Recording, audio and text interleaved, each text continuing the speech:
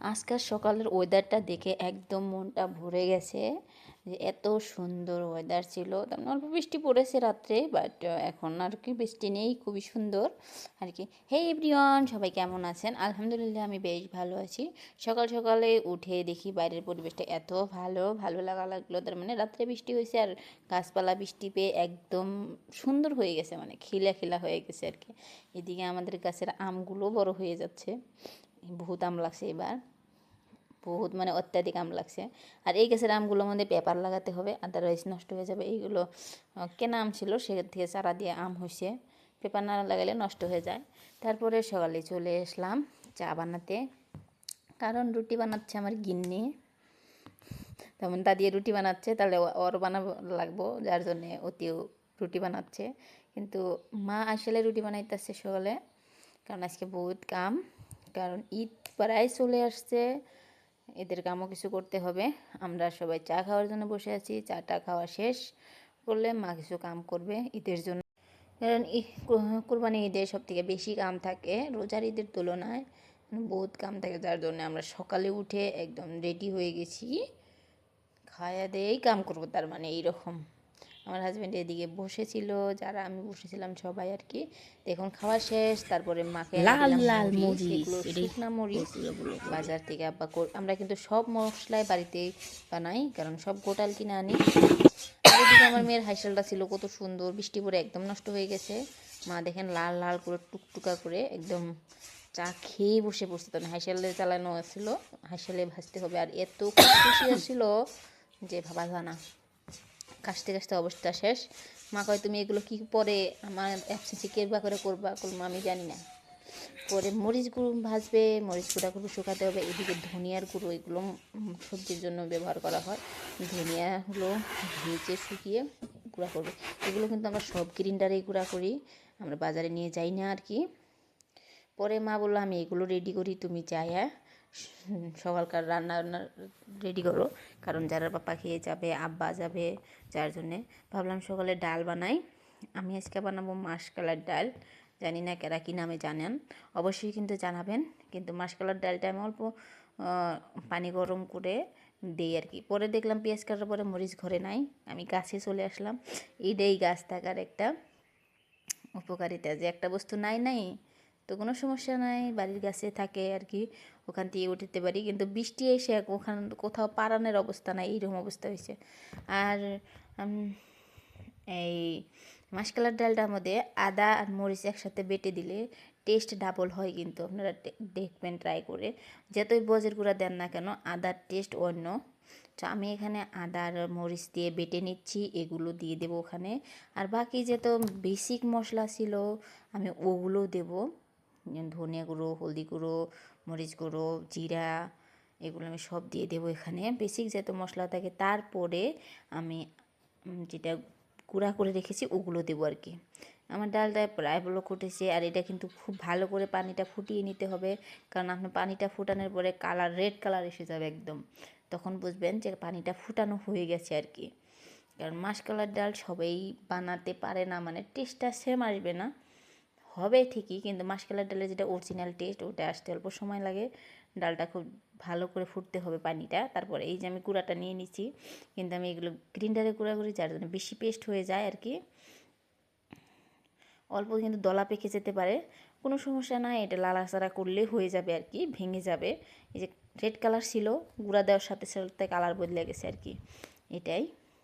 পরে আমি ওটা রেখে আসলাম ভোল, এটা আমরা ধুম্বা বলি, ভোল ভরি আর কি। এটা গাছেরই আমাদের, এটা আমি বেছে কেটে ধুয়ে একদম ভাজি বানাচ্ছি, আর সাথে ডাল।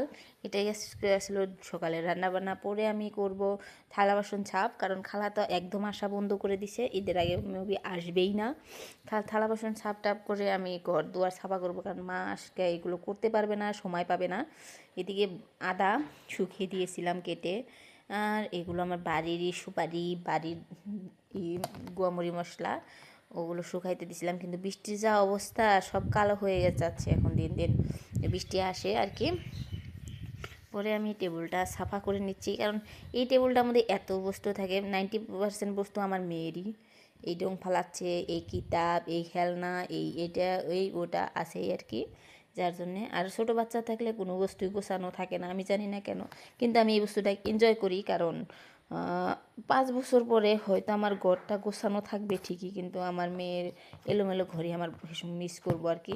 এখন হয়তো বা কত সময় ভালো লাগে না, এম্বারেসিং ফিল হয় যে কেউ আসলে কি বলবে, কিন্তু আমি এখন ওটাও মাইন্ড করা বাদ দিতেছি লাহে লাহে, যে ছোটো বাচ্চা থাকলে এরকম হবেই। আর আমি এটা অ্যাকসেপ্ট করতেছি যে বাচ্চা থাকলে ঘর এলোমেলো করবেই, আর এটাই রিয়েলিটি। কারণ আমি তো ঘরে এলোমেলো করি না, আমার বাচ্চাই করে। তার জন্য আমি এগুলো পুরো সাফা করে নিচ্ছি। আর এগুলো আমার দিনে 3-4 বার করতে হয়, প্রত্যেক দিনেই।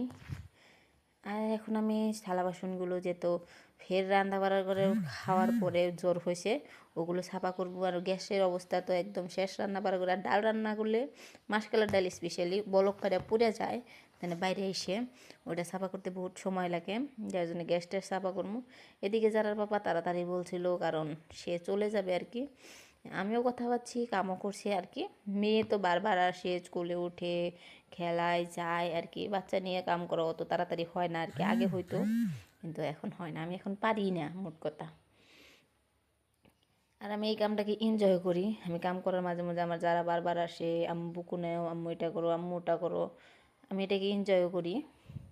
আমার এটা খুবই ভালো লাগে। কিন্তু আম্মু তুমি যখন বড়ো হয়ে যাবে, আমি তোমাকে খুব মিস করবো তোমার ছোটোকালটা।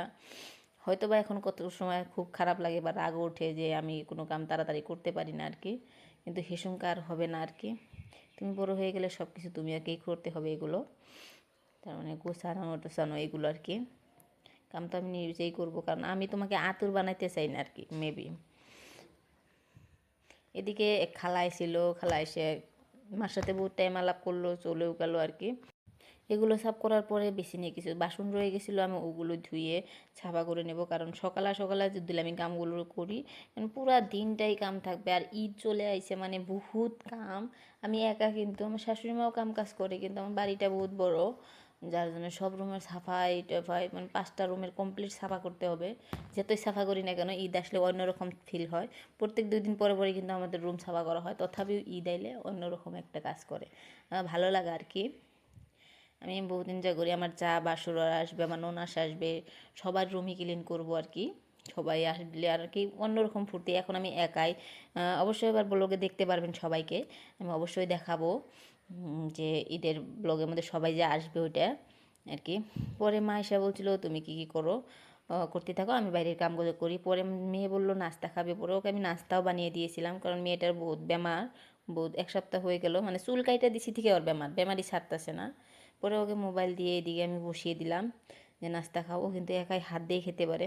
খেয়ে ওকে উপরে নিয়ে আসলাম যে তুমি কিতাব পড়ো, আমি তোমার বিছনা ক্লিন করে দিই। বিছনা ক্লিন করে ঘুমাতে দেবো, তার মানে দুপুর হয়ে গেছে, বিছনা টিছনা সাফাই করিনি। তখন উপরে এসে রুমের অবস্থা দেখেন, রুম কিতাব ফালায় কি অবস্থা, একদম চুটকিতে সাফা করে দেবো। এই যে হয়ে গেল সাফা, বিছনার বেডশিট চেঞ্জ করে দিছি, মেয়েকেও ঘুম বানিয়ে দিয়ে দিলাম আর কি। পরে কিছু কাপড় বেঁচে আসলো, ওগুলোই ধুতে দেবো, কিন্তু ওইগুলো ধুতে দেবো আর আমার কাছে অঘটন হবে না, হতেই পারে না। আমি যেটা শুকানোর আসলো, যেটা আমাদের কাপড় শুকায় আর কি, এটা আমার যাদের এটা ভেঙে ফেলছি, আর করার কিছু নাই, এখন বাইরে শুকাতে হবে। কাপড়টা শুকিয়ে দিলাম, রোদ রোদ অল্প আছে, কিন্তু মেঘলা মেঘলা আবারও হয়ে গেছে, কিন্তু তথাপি কাপড় ধুতেই হবে মেবি।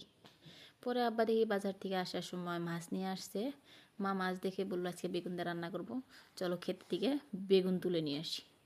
পরে আমি মার সাথে গিয়েছিলাম, মা কিছু বেগুন তুলে নিয়ে আসছে। পরে আমি যারা নিয়ে তাড়াতাড়ি এসে বসলাম, এত মশা যেটা বলার মতো নয়, যারা কামড়িয়ে একদম ফুলা হালাইছে।